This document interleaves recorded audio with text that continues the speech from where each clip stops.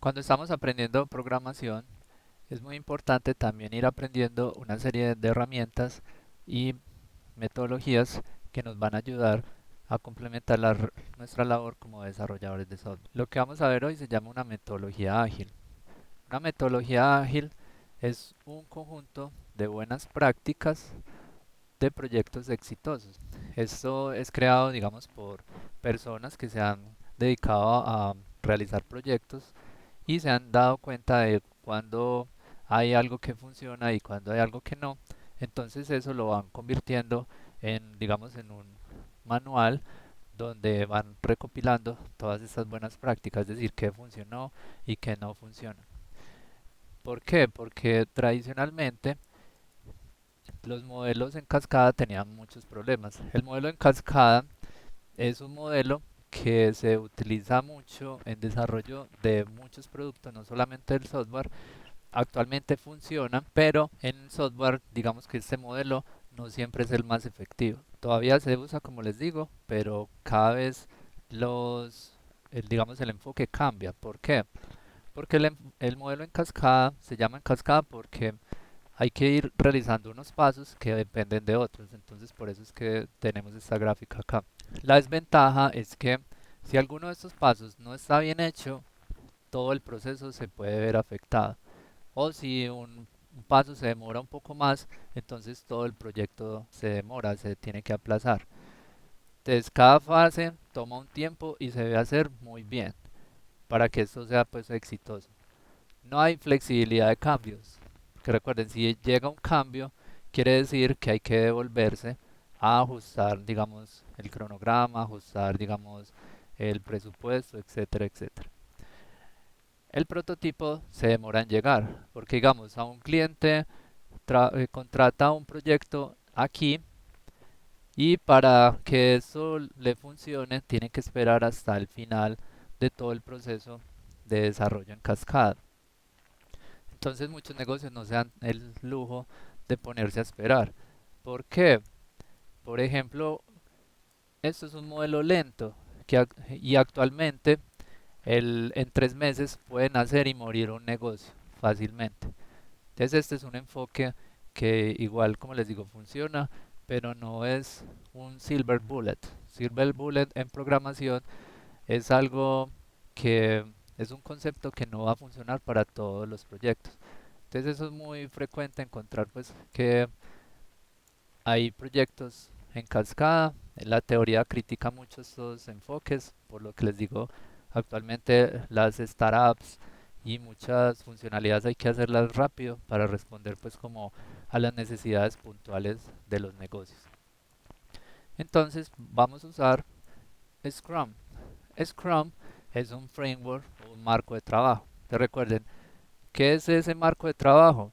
Es la recolección de todo eso que funcionaba muy bien, lo ponen como digamos una fórmula de posibilidad de mejora y esto recuerden que tampoco es digamos el silver bullet en programación, esto hay que hacerlo muy bien para que funcione, va a ser digamos una muy buena opción para hacer proyectos porque pues obviamente ya se lleva usando por mucho tiempo y los proyectos que se han realizado sobre esta metodología son proyectos que funcionan y que, digamos, tienen unos resultados de los cuales se están apoyando muchas empresas y por ahí es que actualmente ustedes van a terminar trabajando en una empresa que sigue el marco de desarrollo de Scrum. Un poco de historia es que Scrum es inspirado en esta formación deportiva. Scrum viene de una formación del rugby. Tradicionalmente la programación también se inspira de las situaciones deportivas porque pues obviamente un proyecto es realizado por un equipo. Entonces esta formación es muy interesante porque miren que hay una sinergia de equipo y todos están digamos apuntando hacia un mismo objetivo. Eso básicamente es lo que tiene que pasar en un proyecto. Entonces aquí también hay digamos otros elementos en esta formación, trabajo en equipo. Algo muy importante es que no hay líderes, aquí hay autogestión. Cada uno tiene que saber qué tiene que hacer. Si, digamos, la formación se debilita, entonces una persona tiene que actuar rápido y todos piensan. y la unión hace la fuerza. Aquí digamos que es muy claro esa evidencia. Esta metodología se define en este gráfico. Vamos a hablar un poco de él, pero antes vamos a decir algo y es que Scrum se basa en la confianza. Tenemos que confiar en el equipo y algo muy importante es que puede haber cambios. Todo puede cambiar. Y una aclaración también es que ágil no significa que estamos haciendo proyectos rápidos o que están mal hechos. Antes todo lo contrario, son proyectos con mucha calma, muy bien estructurados y hay que tomarse tiempo para todo. Por eso, por ejemplo, un punto crítico en los procesos de desarrollo es el cliente. En esta metodología se llama el Product Owner y es el que sabe cómo funciona su negocio, el que necesita pues las soluciones, entonces tiene que hacer parte del equipo de desarrollo. Entonces el Product Owner se vincula en todo el proceso y ese es el cliente. Con el cliente entonces se van a definir una bolsa de tareas del proyecto. Se dice todo lo que necesita el proyecto. Eso se conoce como el Product Backlog. Entonces esa es una bolsa de tareas que normalmente se van desarrollando utilizando una metodología que se llama el Kanban. Kanban viene de otra, digamos, una empresa muy famosa que hizo muchos adelantos en sus metodologías de desarrollo de productos. Esta se llama Toyota. Entonces Toyota llegó a ser muy competitiva y ganar, digamos, en mercados donde no era líder gracias a utilizar esta metodología y obviamente a la calidad de sus productos. Entonces hay dos formas de usar un Kanban. La más recomendada es usar Kanban manual. Se utiliza un post-it. Los post-it son las notas que se pueden pegar. También se puede utilizar simplemente un tablero. Pero básicamente lo manual es algo que yo creé con una hoja, marcadores y unas herramientas pues básicas. Pero algo muy importante es que yo la voy a pegar en un sitio que yo puedo tener acceso a él todo el tiempo. Puede ser una ventana, puede ser una puerta. Entonces ahí lo que voy a tener siempre es la visibilidad de cómo va el proyecto. Entonces los post-it son muy populares porque en las oficinas empezó a pasar esto. Se dividía, digamos, un espacio en tres partes. En qué voy a hacer, las actividades en progreso o doing y las terminadas o done. Entonces, miren que cada uno tiene pues como su estrategia. Aquí dice como las tareas, lo que se está haciendo y las tareas completadas. Y este es un escritorio pues de una persona. Por otro lado, pues lo que los post-its son muy importantes porque los post-its yo los puedo quitar y pegar de una columna a otra. Entonces por eso es que se utilizan. Y obviamente esto me va a dar una visión del proyecto. Si yo veo esto, independiente del proyecto que sea, yo sé que esto es lo que no está empezado, esto es lo que se está haciendo y esto es lo que se está finalizado. Entonces, si yo llego nuevo al proyecto, yo puedo tener una visión muy rápida y decir, ah, bueno, nos faltan 7 actividades y ya llevamos un montón hechas. Puede ser una lectura rápida. Esto, como les digo, es muy usado. Esto se llama Silicon Valley. También ahí hacen, digamos, una muestra de cómo funciona este proceso. Y como les digo, esto también se puede personalizar. Por acá ven cómo se personaliza. Y por acá puede ser, digamos, una clasificación de roles. Porque en un equipo puede tener desarrolladores front-end, desarrolladores back-end, desarrolladores DevOps, etcétera, etcétera, que cada uno, digamos, como cumple un rol dentro del proyecto, pero digamos que son subgrupos con actividades diferentes. Entonces, por eso también se pueden apoyar en los colores. Bueno, entonces podemos utilizar, básicamente es un tablero, lo que vimos ahorita, este tablero se llama el Kanban y básicamente lo que es esto. Partimos de el backlog. El backlog lo vamos a organizar, ahorita vemos cómo se hace. Pero entonces tenemos tres partes, to do, doing y done.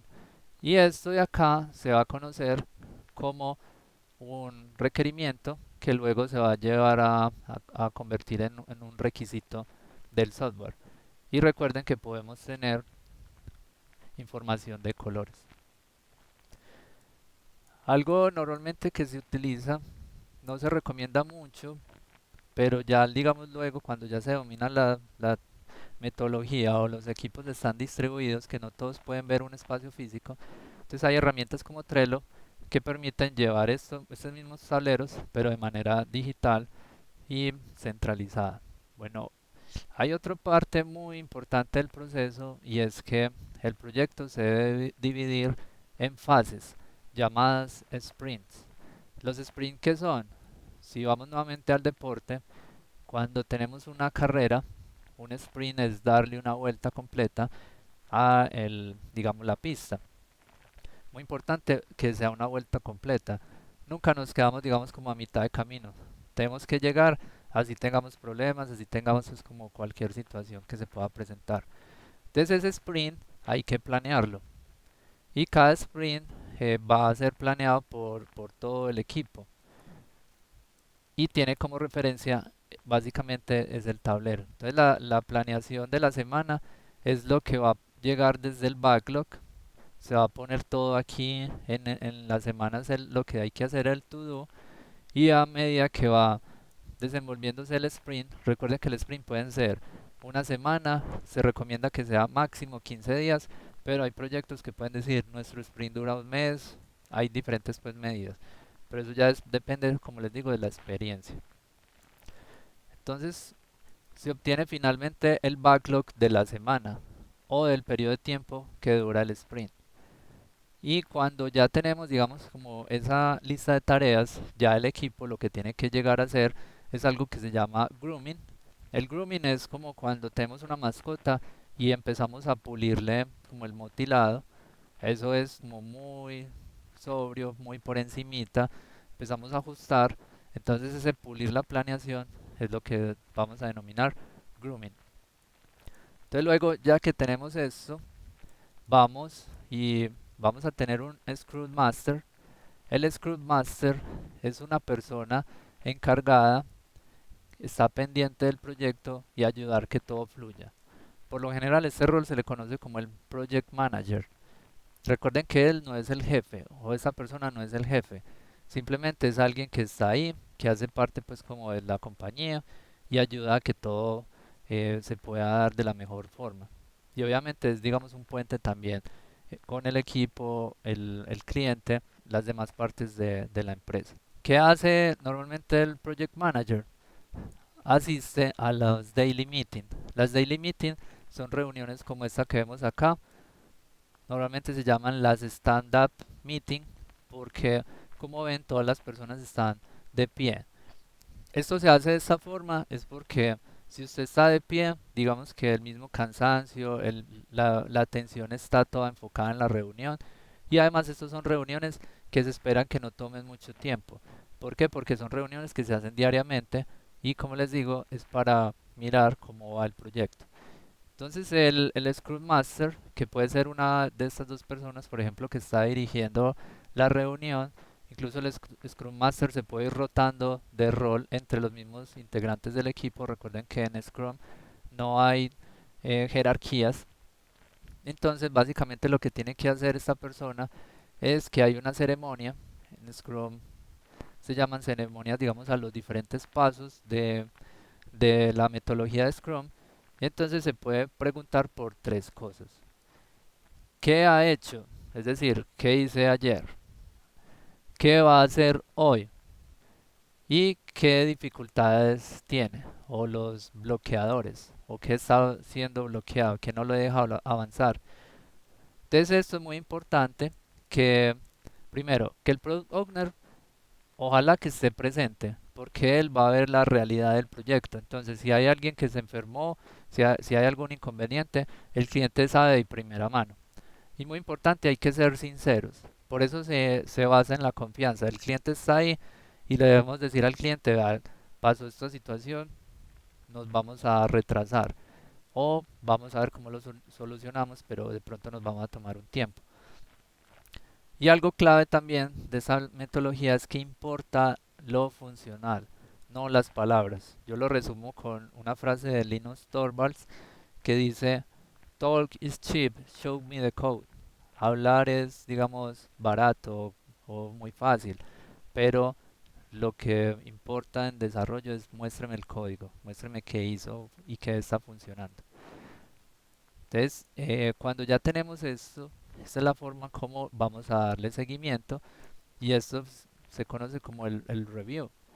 El review son ese seguimiento al proyecto cada sprint y vamos viendo cómo nos vamos moviendo. Finalmente, hay que terminar el ciclo. Cada que terminamos el ciclo, se va a entregar valor. El valor está representado ya sea en software, ya sea en un video, ya sea en documentación, pero documentación más enfocada a cómo funciona el, el software, no documentación como para el usuario. También vamos a ver que las metodologías ágiles tienen unos pilares, donde la documentación es, digamos, como lo menos importante. El valor es algo que puedo representar en un prototipo que funcione. Y algo muy importante es que esta metodología permite a la organización empezar a funcionar desde la primera semana. Al final, cuando ya terminamos el sprint, incluso todo el proyecto, se hace algo que se conoce como la retrospectiva. Es decir, que se hace una revisión, se hacen ajustes y se destaca lo bueno para poder llevarlo al siguiente sprint. Entonces, ese es un proceso de mejora continua, también muy de la mano de la filosofía Kaizen. Bueno, entonces esto es lo que pasa en una empresa. A nivel educativo, se recomienda complementar esta metodología con PBL. PBL, ¿qué es? Es Project Based Learning. Project Based Learning es un aprendizaje basado en proyectos. Se aprende mientras se aplican los conceptos de la clase. Algo muy importante, nuevamente, se basa en la confianza y en la pasión de los estudiantes, porque va a haber clases síncronas y clases asíncronas. ¿Qué pasa en las clases síncronas?